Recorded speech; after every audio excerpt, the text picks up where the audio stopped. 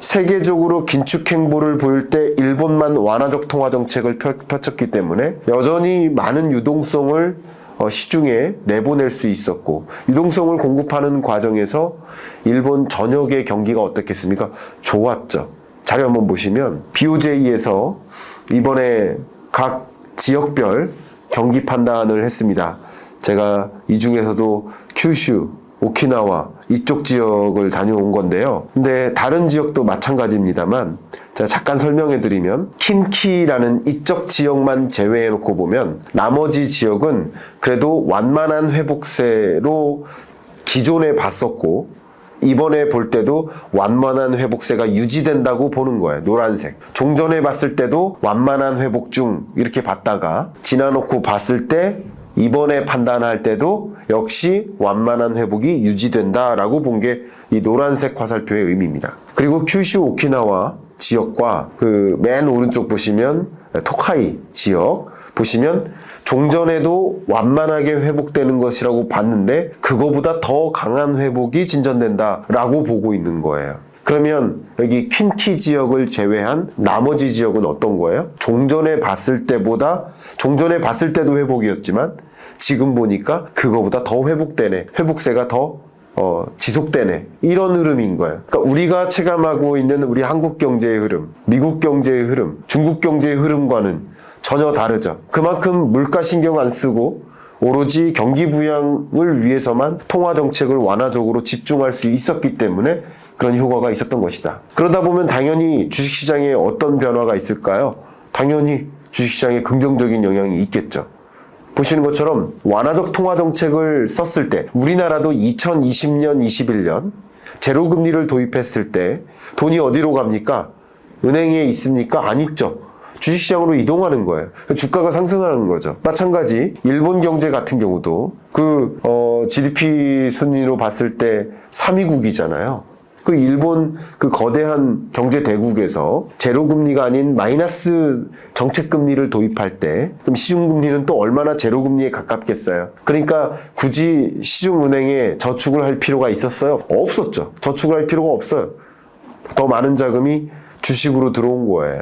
완화적 통화 정책을 쓰니까. 그리고 일본의 완화적 통화 정책 기조는 상대적으로 더 극단적인 완화였다라고 말씀드렸죠. 그러니까 보시는 것처럼 2023년에 주가 상승률을 보시면 나스닥이 43% 상승했는데 일본도 역시 28%나 상승했습니다. 보시는 것처럼 한국이 19% 상승에 못 미쳤고, 중국 경제 같은 경우는 디플레이션, 홍콩 경제도 같은 영향을 받고 있죠. 그런 경제와는 전혀 다른 모습의 주가의 흐름을 보이고 있지 않습니까? 이런 것들이 이 완화적 통화 정책의 자본시장에 미친 영향이었다라고 설명해 볼 수 있겠네요. 특히 니케이 225 인덱스를 가지고 보면 일본 증시가 정말 말 그대로 35년 만에 최고치를 보이고 있습니다. 이런 모습들도 역시 완화적 통화 정책에 따른 영향, 결과물이라고 해석해 볼 수 있겠죠. 보신 것처럼 이 완화적 통화 정책으로 수출 경기도 좋았고요. 주가도 좋고요. 그리고 내수 경기도 좋고요. 이것저것 긍정적인 영향을 많이 받았던 해가 2023년 지난해였다, 이렇게 볼 수 있겠습니다. 자, 그러면 이제 일본 은행이 통화 정책의 방향을 선회할 것을 목소리를 좀 내고 있잖아요. 일본은 앞서 말씀드렸던 것처럼 세계에서 유일하게 마이너스 정책금리를 유지하고 있는 나라입니다. 근데 1990년대 불황이 있었죠. 그리고 90년대, 2000년대, 2010년대, 2020년대까지 줄곧 불황이 30년간, 잃어버린 30년이 진행됐었고, 그러니까 2016년 2월쯤에 기준금리를 마이너스로 내렸었거든요. 그때까지는 제로금리를 유지하다가 16년 2월에 마이너스 기준금리로 0.1% 마이너스로 내렸거든요. 그러니까 2016년 2월에 마이너스 기준금리로 내렸다면 이번에 일본은행이 정책금리를 올린다, 올려서 0을 만든다 하면, 금리를 올린다면 이 금리 인상만 놓고 보면 2007년 이후 17년 만에 금리 인상이 되는 거고요. 그리고 마이너스 금리를 벗어나는 것은 약 8년 만에 마이너스 금리에서 벗어나는 거죠. 16년 2월로부터 약 8년이 지난 후에 처음으로 이제 제로 금리, 마이너스 금리에서 벗어나는 거죠. 그러니까 BOJ의 이 통화 정책 방향을 선회할 것이다라는 이런 목소리를 내게 된 것이 이런 여러 가지 의미가 있다라고 설명을 드릴 수 있고요. 일본은행이 결국 이 금리를 이제 인상해도 될 것인지 이런 것들을 판단해야 되는데, 물론 확신을 해야 돼요. 확신하려면 물론 몇 번 이 책임 있는 자들의 목소리가 있었는데, 한 개 혹은 한두 개 정도의 마지막 경제 데이터를 보면서 결정하겠다. 금리 인상을 단행할 준비는 완전히 되어 있다. 다 되어 있지만 마지막 한두 개 정도의 그런 데이터를 보고 판단하겠다라는 그런 뉘앙스가 많이 담겨 있어요. 그러니까 4월 정도의 금리를 인상할 것이 조금 유력시 되고 있는데, 그 마지막 데이터는 뭘까요? 바로 첫 번째가 물가 아니겠습니까?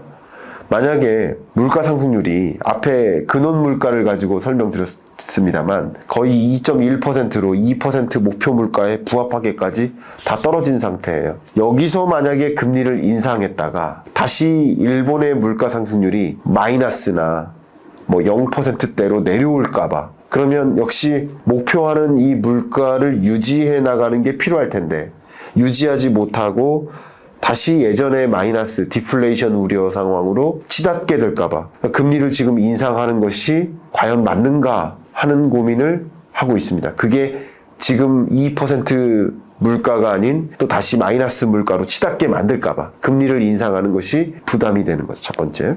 그리고 일본 경제를 보면 2023년만 반짝 호황이었지 24년 경제, 25년 경제를 놓고 보면 다시 제자리로 돌아갈 것이다라는 여러 국제기구들의 경제 전망치가 확인되면 더 명확해질 겁니다. 이미 여러 국제기구들이 일본의 경제 전망치를 발표를 해왔는데 경제가 그렇게 좋아 보이지 않아요. 그러니까 금리를 인상했다가 경제가 다시 꼬꾸라질까 봐.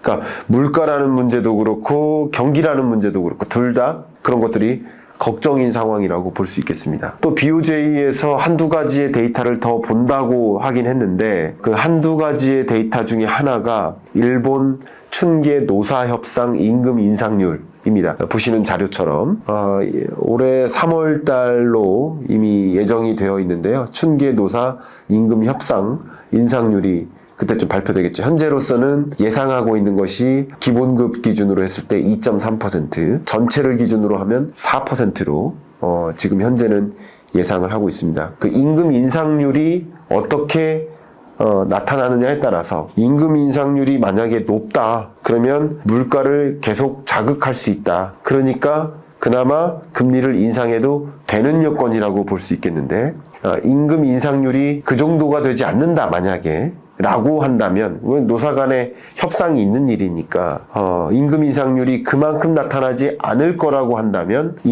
금리를 좀 마음 놓고 확신을 가지고 인상하기가 부담스러울 수 있습니다. 이해가시죠? 그렇게 일본의 물가 데이터, 또 이런 임금 인상률 데이터, 그 밖에도 일본을 보여주는 여러 경기 지표들, 이런 것들을 보면서 판단할 가능성이 높겠다, 이렇게 보겠습니다. 현재로서는 세계 주요 IB뱅크들이 일본의 금리 인상 스탠스를 언제 가져갈 것이냐라는 것을 놓고 봤을 때, 먼저 예를 들면 바클레이스 같은 경우는 2분기에, 골드만삭스 같은 경우는 24년 4분기나 되어야 금리 인상이 가능하다, 이렇게 보고 있고, JP모건 같은 경우는 3분기, 이렇게 좀 제각각 다릅니다. 네, 노무라라든가 DB 같은 경우는 그래도 1분기 중에 금리 인상 가능하다, 이렇게 보고 있는 경우도 있죠. 뱅크 오브 아메리카도 마찬가지입니다. 뱅크 오브 아메리카나 DB 같은 경우는 뭐 그냥 0.1%포인트의 금리 인상 정도가 아니라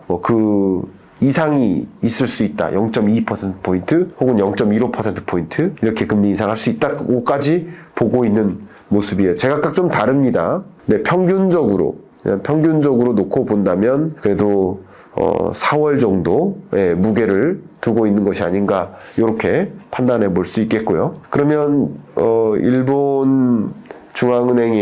일본은행의 통화정책 방향을 이렇게 선회하는 그런 과정은 결국 어떤 일을 야기시킬까, 그 영향, 그런 것을 봐야 되겠죠. 그래프 보시는 것처럼 미국은 금리 인하를 예고하고 있다시피 하고 있고요. 물론 저는 3월은 아니라고 생각합니다만 빨라도 2분기다 이렇게 생각하고 있습니다만 어쨌든 금리 인하를 거의 단정짓고 있다시피 얘기하고 있고요. 유로존도 뭐 24년 끝자락이나 25년에는 금리 인하를 할 것으로 예견하고 있습니다만 일본은 반대로 금리 인상을 예견하고 있는 거죠. 세계적으로 영국, 캐나다, 호주, 우리나라조차도 금리 인하를 놓고 고민을 하고 있는데 일본만 금리 인상을 단행한다. 이런 얘기는 결국 세계 주요국들의 통화 가치가 상대적으로 떨어지는 과정에서 일본의 통화 가치는 강해지는 그런 효과로 작용할 것이기 때문에 슈퍼 엔저 시대는 끝나가는 것이다. 이렇게 생각해도 도움이 될 것 같고요. 그리고 일본이 그만큼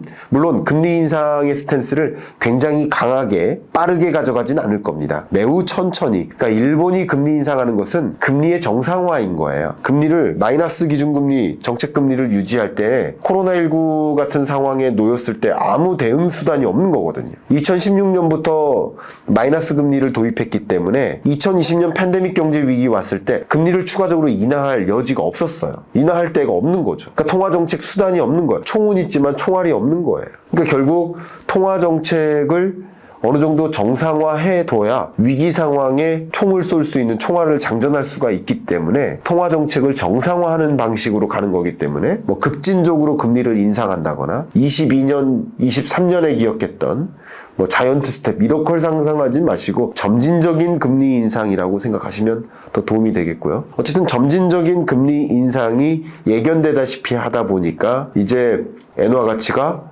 강해질 것이다 이렇게 보는 것이죠. 상대적으로 엔화 약세는 뭐 끝났다 이렇게 보는 사람들이 많은 거죠. 그러니까 그런 것들이 또 환율을 자극할 것이라고 보여지고 일본의 금리 인상이 단행될 때 엔화 가치가 강해지기보다는 단행되기 전에 앞장서서 이제 그러면 엔화를 사는 게 맞겠구나 하는 움직임이 일어날 때 이제 엔화 가치의 변화가 있는 것이죠. 선제적으로 있는 것이죠. 주식시장이든 외환시장이든 항상 선제적으로 움직이는 이유가 심리적으로 앞으로 일본은 금리 인상 이렇게 하겠네 라는 기대에 투자하는 거잖아요. 외환에 투자하는 것이 그런 식으로 움직일 것이다 라고 보고 있습니다. 결국 이런 것들이 환율에 영향을 미칠 것이고 또 미국, 일본의 금리 차와 달러엔 환율 그래프를 보시면 지금 이 금리 차는 기준금리 차이가 아니라 10년물 금리를 가지고 차이를